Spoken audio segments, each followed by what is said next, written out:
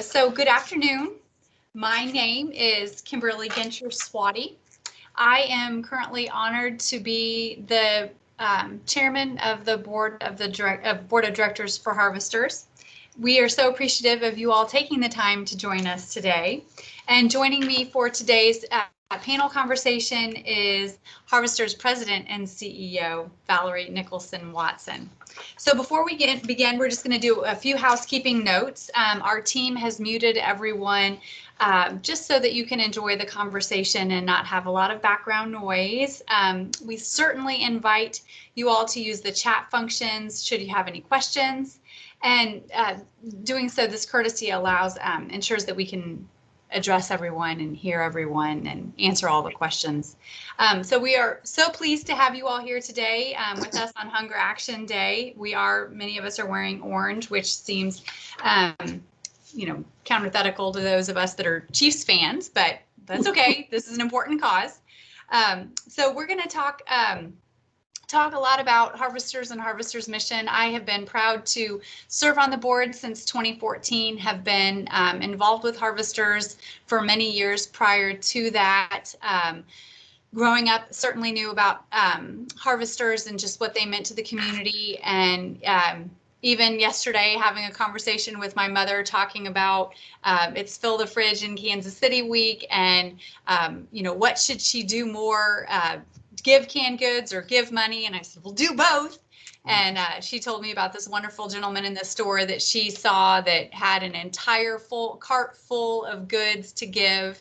And he took out of it one onion and then the entire cart was to be donated. So we love hearing stories and seeing stories like that. So hunger relief is something that's really important to me. Personally, we cannot have a thriving community when we have so many people that are food insecure, whether or not that is our youth or our seniors or everyone in between. In order to have a vibrant, productive society, we need to make sure that people have the capability to take care of themselves, and in large part that comes from having access to a food supply. So we appreciate so much you all taking the time, and let's go ahead and jump right into this conversation.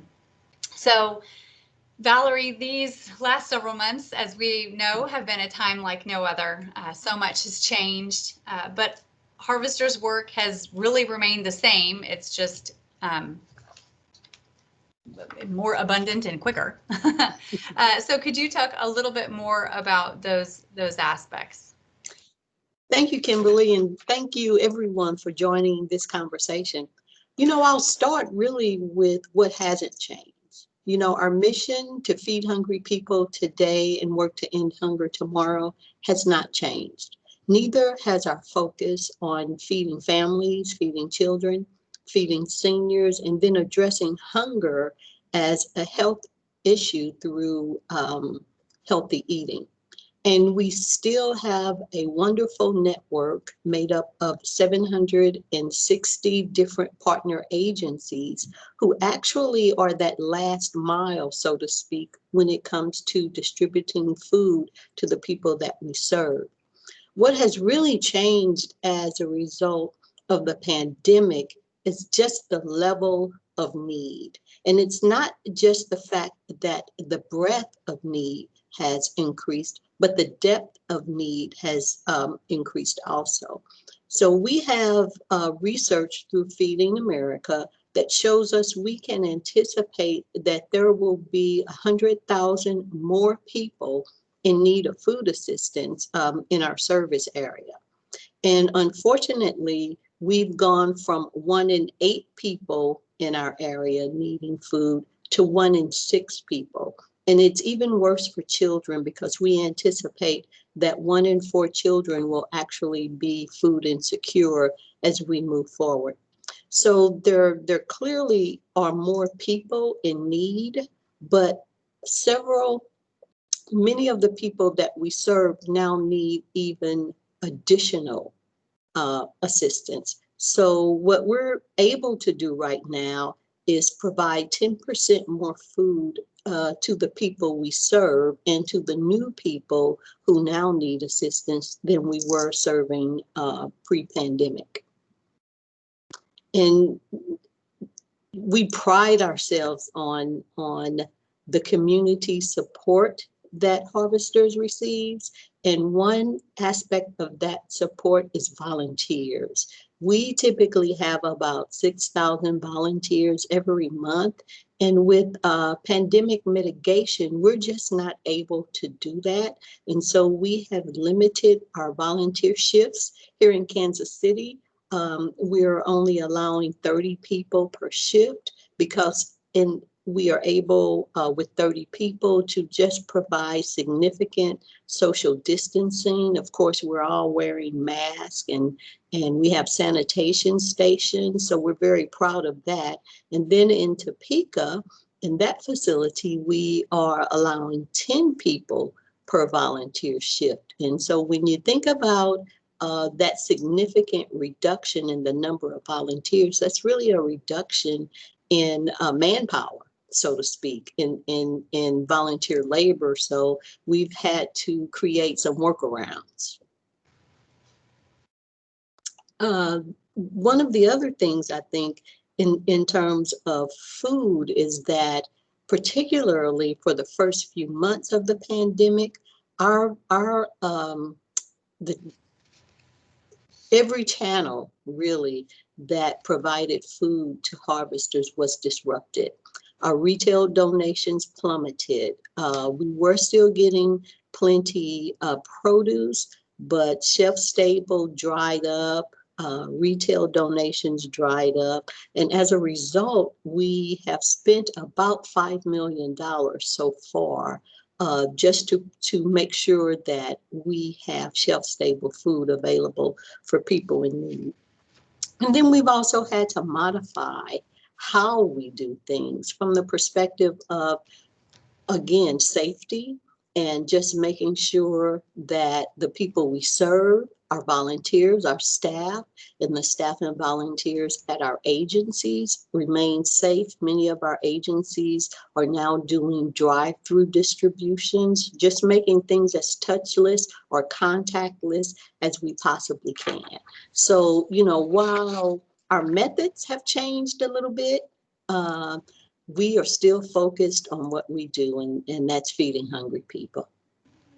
Oh, thank you, Valerie. When you outline it like that, it really is astounding how virtually every aspect of Harvester's work has changed, but you all have certainly adapted to it and risen to the occasion.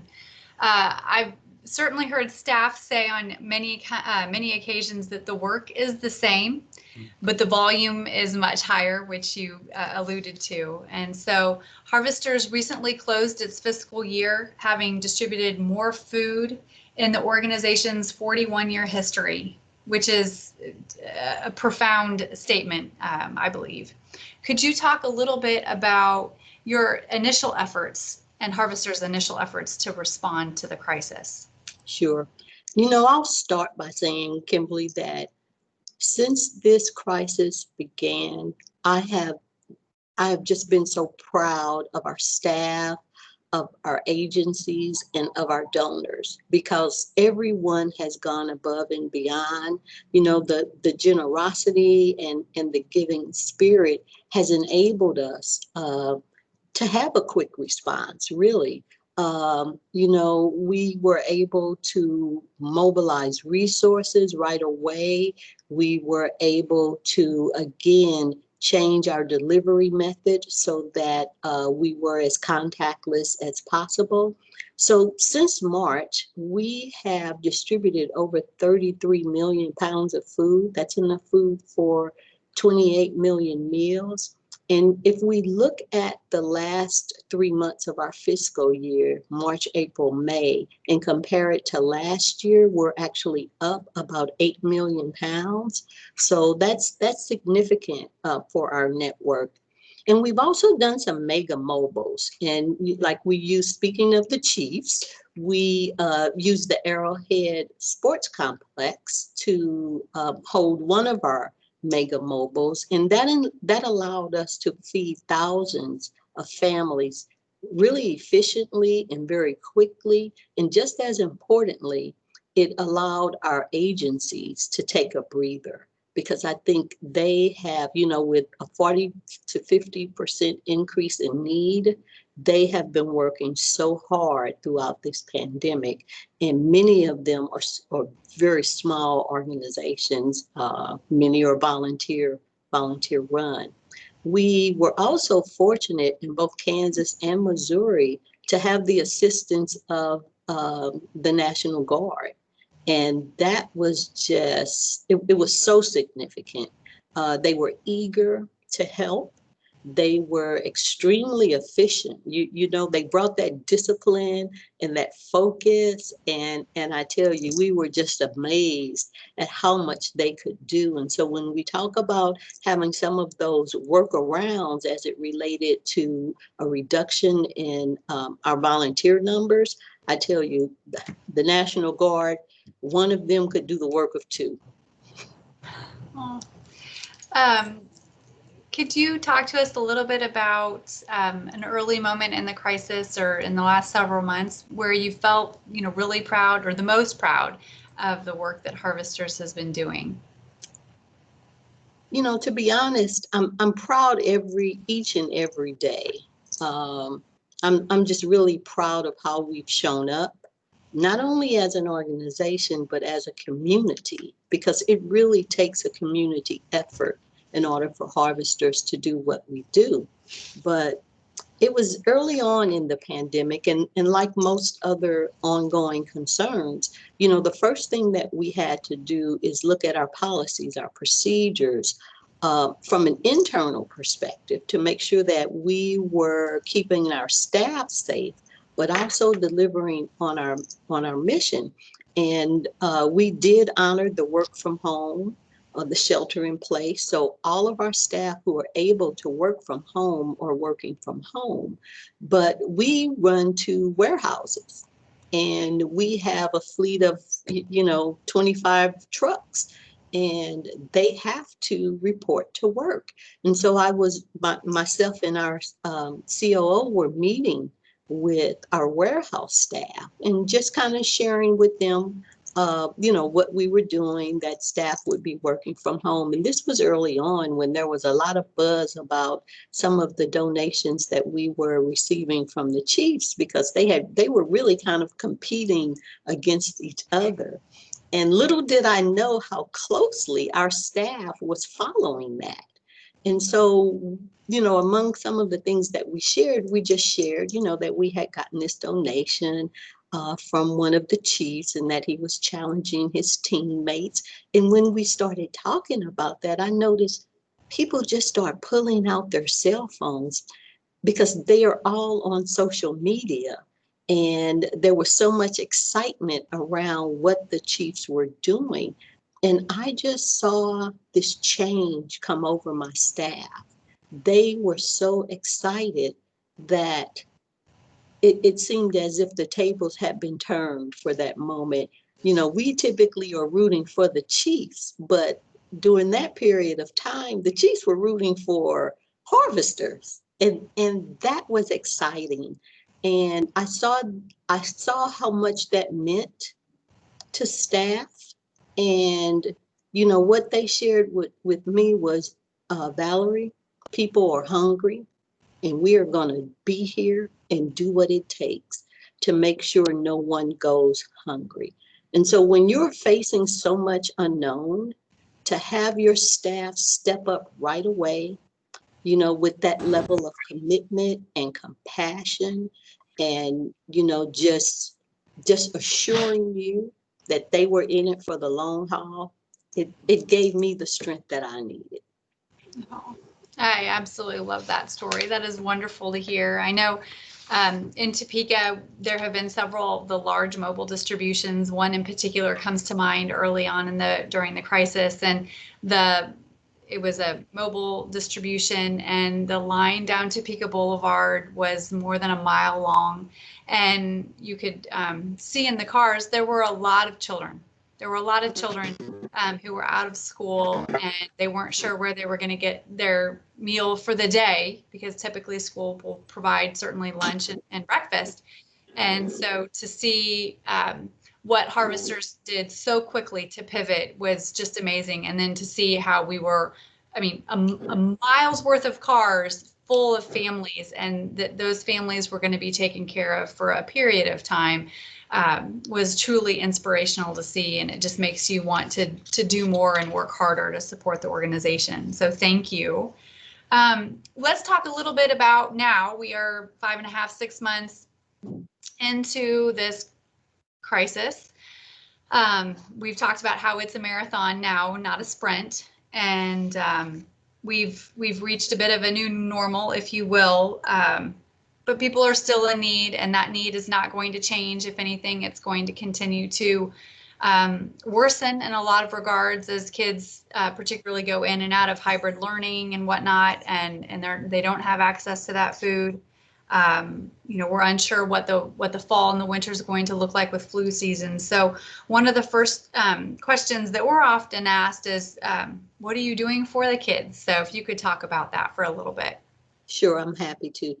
That's been one of our major concerns, because when school closed, we know that those children who would typically not only get breakfast and lunch at school, but we also worked with the schools in our back snack programs to ensure that children in need were able to take a back snack full of food home over the weekend. And, there are so many school districts that we serve, and they are all still trying to work out just what this school year is going to look like. And so what we've done, is we are really staying in contact with our schools, and we are working with them, following their lead in some cases. Those who are operating in person can distribute their back snacks as usual. Some of them are utilizing still their buses to run routes to children's homes and deliver those back snacks. But what we're really doing, because we know through the evaluation of our back snack program, is that many of the children share the food with their family. And we are working hard to make sure that those families are aware that there is a network of food providers throughout this community. And so what we're doing is trying to connect them with our pantries and our mobiles, so that not only will the children be fed, but the entire family will be fed. And we are also working with our team on SNAP, the Supplemental Nutrition Program, formerly known as food stamps. And we are working with families in need to determine whether or not they're eligible for food stamps or SNAP, and if they are, to help them navigate the application process. Well, and to that end, SNAP does play a really important role in combating food insecurity. So could you talk about that and other government programs that support the work that Harvesters does? Mm-hmm. Honestly, the government nutrition programs are vital, absolutely vital to the work that we do. I'll share that 1/3 of our distribution since March has been through the Coronavirus Food Assistance Program, CFAP. And so that's very important to us. We feed seniors, we use the Commodity Supplemental Food Program, and families, TFAP. So that's always been a regular part of our distribution. But this is really where the SNAP program makes a huge difference. And one of the reasons that it's so important is that it is a program of choice. Families get to go to the grocery store and to select what they want, what their family needs. And so you get far less waste. And we've also been excited that the eligibility criteria has been loosened during the pandemic. And so that means it's available for more people who are in need. And we continue to advocate for the federal government to increase the level of benefit that is available. Absolutely. Absolutely. We just recently did a series of editorials to that extent. So the challenges that are ahead are Probably many. We know that people who are at risk of hunger, they are making really tough choices right now. And certainly we hope that providing food assistance, we can free up some of those funding streams to potentially go to medical bills or rent or just other life incidentals, life fundamentals, actually. So looking ahead for the next few months, while I know there is so much that is in fact uncertain, could you give a little bit of insight to this group about what you are anticipating that the next few months will look like for harvesters and for those we serve? Sure. So we know this crisis and the impact of the crisis, it won't be over soon. And for the most vulnerable among us, we know that their recovery will likely take even longer. The one thing I want to be clear about is that Harvesters is committed. We are committed to securing the resources that we need so that we are able to continue serving our community as long as this pandemic lasts at the level that is required. And then, hopefully when the level of need decreases, we'll still be here to serve those people who need assistance. So, some of the things that will greatly impact the level of need and those things that we clearly do not control, the government programs, things like unemployment and rent and mortgage forbearance. Right now, the extra unemployment benefits are not available, and the rent forbearance programs will be ending soon. And so that puts added stress on families. We've already talked a little bit about the back snack program, but we also have school pantries and we have after school feeding programs. And so we'll try to make those available as we can. We have to keep supporting our network of agencies because they really are the workhorses in this effort. And so we'll continue to provide training and resources for them. We know, depending on the federal nutrition programs and the level of need, that we may have to continue purchasing more food than we typically would. So we know that we have to take that into consideration with fall upon us and winter around the corner. We don't know what the cold and flu season will look like and how that will interact with COVID. So we don't know what unemployment will look like. So there are just so many unknowns. What we do know is that the need will remain high for quite some time, and that we are committed to showing up as the essential service provider that we are and doing the best by this community as our resources will allow. Absolutely. It is Hunger Action Day, and September is Hunger Action Month. And so, Val, I want you to tell us what actions we in the community can take to support the essential work that Harvesters does. We've spent a lot of time the last 5 to 6 months talking about essential services and essential workers. And I want everyone on this call to know that absolutely the work that Harvesters does and the employees that work at Harvesters, they are essential. So what actions can we take to support that essential work?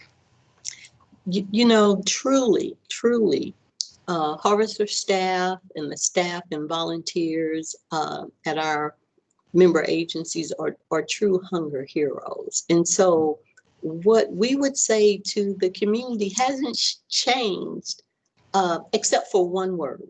We ask our community to give time through their volunteer efforts, to give food, to give money, and to give voice. And what we're asking during this pandemic is that you give more of each of those. And, just to remember, as a community, we're all in this together. And Harvesters, the Community Food Network, relies on the community for everything that we do. Absolutely. So give time, give money, give food, give voice. Do those 4 things with an asterisk of more. We can do that. We can do that. More information can certainly be found about Harvesters and about each of the 4 ways that you can help at harvesters.org. With that, we'd love to open it up for any questions. So please feel free to type in any questions if you'd like. There's some information in the chat box about volunteering if you're interested in learning more about how to volunteer. Harvesters.org/give time. For every $1 contributed to Harvesters, that can provide 3 meals. So you can certainly make a gift today in honor of Hunger Action Day. And you can definitely learn more, again, as we said, about giving time, voice, money, or food at harvesters.org/September. We're happy to answer any questions. So if anyone wants to post that in the chat, Val and I are more than happy to stay around and talk more. But if not, we want to thank you all for taking time out of your day to join us and learn a little bit more about what Harvesters has been doing and will continue to do. We are absolutely grateful for your ongoing interest and engagement in the issue of hunger. It makes a difference truly in the lives of thousands. We cannot do what Harvesters is designed to do without your support. And together we can absolutely make a difference in the lives of those who need it, not only now, but in the future.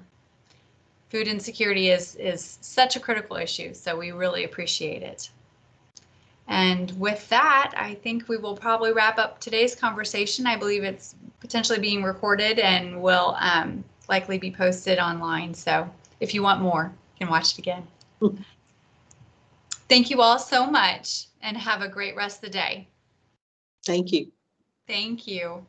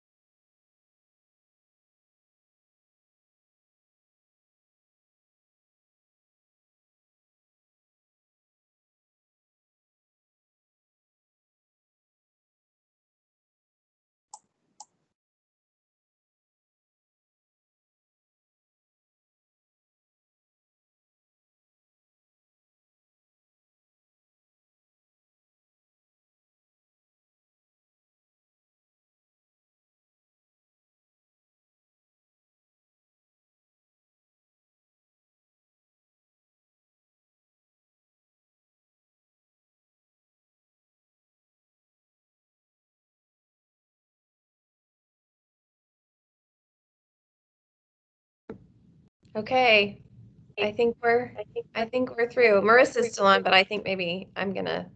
Yeah, and I got back on just in case you guys were staying on for a minute. I thought it went well. You did so good. It was great. Thank you. That little bit about the end about more, I'm like, oh, I'm gonna be using that. I thought it was great. Oh, well. No, I thought it was perfect. No, thank you.